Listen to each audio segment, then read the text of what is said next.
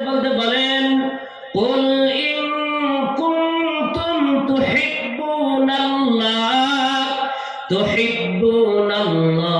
ফাত্তাবিউনি ইউহিব্বুকুমুল্লাহ ওয়া ইয়াগফির লাকুম যুনুবাকুম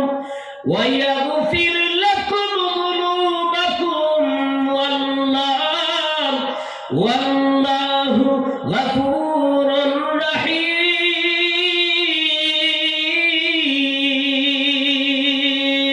আল্লাহু আকবার। এরে মুসলমান, আমার আল্লাহ বলে, হে নবী আপনি বলিয়া দিন তারা যে আমাকে ভালোবাসে দাবি যদি সত্য হয়, তারা যেন একটি কাজ করে, ফাত্তাবিউনি আপনি নবীকে যাতে অনুসরণ করে। অনুসরণ করলে কি লাভ হবে? আমার আল্লাহ বলেন ইউহিব্বুকুমুল্লাহ, আমি আল্লাহ নিজেই ভালোবাসবো। সুবহানাল্লাহ। এরে মুসলমান, শুধু কি ভালোবাসবে তাই নয়, আমার আল্লাহ বলেন পুরস্কার দিব। কি পুরস্কার?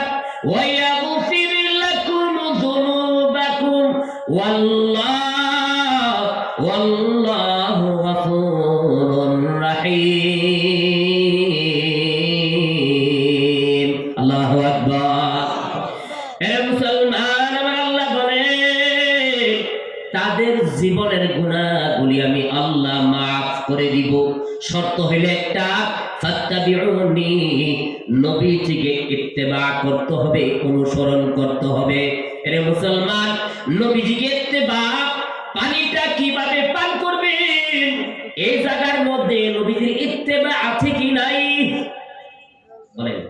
এখানে অনুসরণ কাকে করব? পানি পান করার সময় কাকে করব?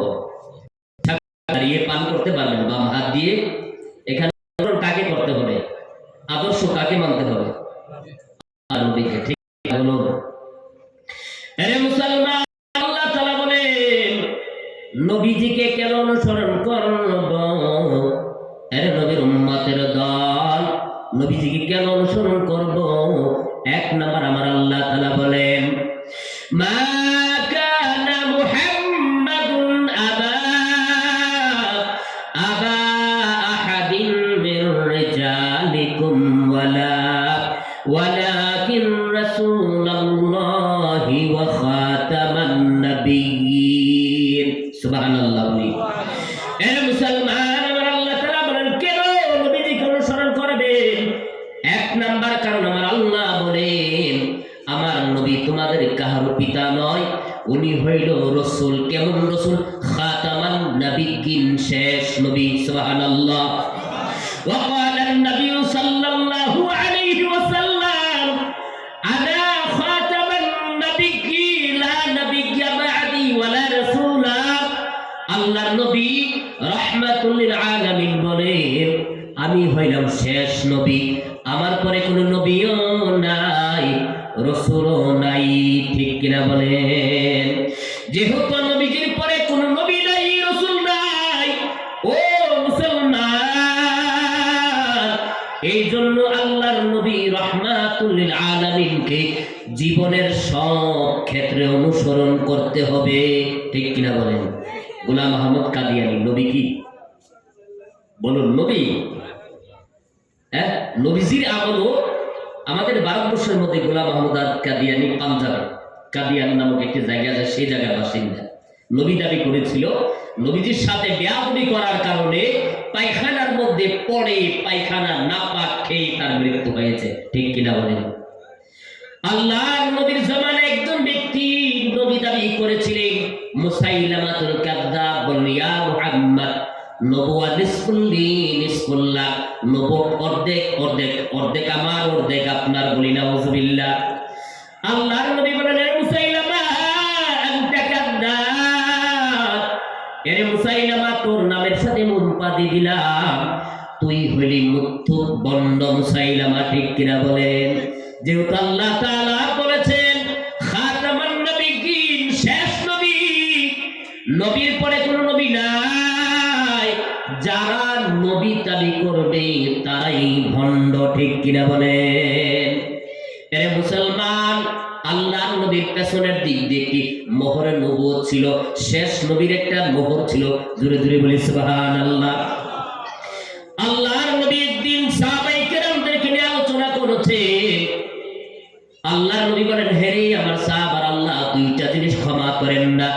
একটা হকুল্লাহ, আরেকটা হইল হকুল ইবাদ। একটা আল্লাহর হক, আরেকটা বান্দার হক। আল্লাহর হক কোনটা? আল্লাহর হক হলো আল্লাহর সাথে শিরিক করা। এটা আল্লাহর হক, এটা নষ্ট করা যাবে না। শিরিক করা চলবে? বলুন।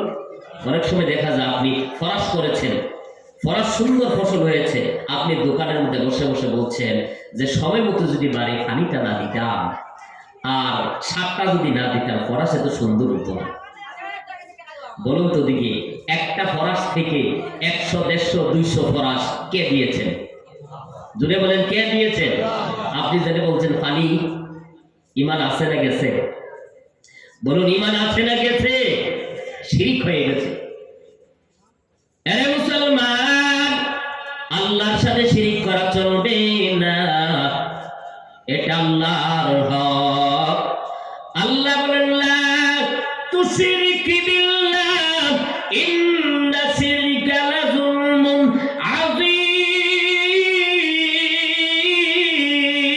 আযীম। আল্লাহু আকবার। আরে মুসলমান, আমার আল্লাহ বলেন, আমার সাথে শরীক করবে না, অংশ স্থাপন করবে না। শরীক হইল সবচেয়ে বড় জুলুম, সবচেয়ে বড় অত্যাচার, গুনাহ, অপরাধ। বলি নাউযুবিল্লাহ।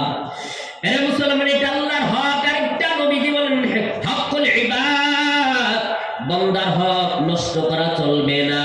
এর সাহাবায়ে কেরাম, আমি কবরের মধ্যে শুইয়া যাইব, যেহেতু আল্লাহ আয়াত নাযিল করেছে, ইন্নাকা মাইয়িতুন ওয়া ইন্নাহুম মাইয়িতুন। আল্লাহু আকবার। হে নবী, আপনিও মরণশীল, আপনার উম্মত, আপনার দুশমন সকলেই মরণশীল। আল্লাহর নবী বলেন, সাহাবায়ে কেরাম, আমি কবরে শুইয়া যাইব, যেহেতু বান্দার হক আল্লাহ তাআলা মাফ করেন না। আমার কাছে কেউ কি কোনো পাওনা আছো? একজন সাহাবী হাত উঠায় বলল, গো পয়গম্বর, ইয়া রাসূলুল্লাহ, একদিন একটা যুদ্ধের মধ্যে আপনার তরবারি আমার পেছনে লেগে গেছে। ও গো পয়গম্বর, এই যেহেতু বান্দার হক, আমি কাসাসটা আদায় করতে চাই। হযরত ওমর ধমক দিয়ে বলেন, হে বেঈমান, হে সাহাবী, আমি ওমর জীবিত থাকতে এটা হতে দিব না, তোমাকে এই কাসাস আদায় করতে দিব না।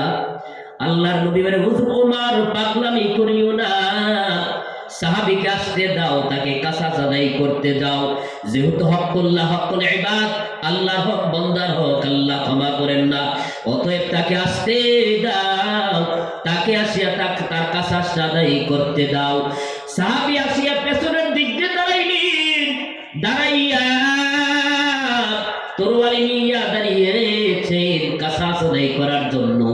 তরবারিটা ফেলে দিয়ে বলেন, পয়গম্বর, আপনি জামা উঠান, কারণ যে সময় আমার পেছনে তরবারি লেগেছে আমি ব্যথা পেয়েছি, আমার জামা ছিল না, আপনি জামা উঠান।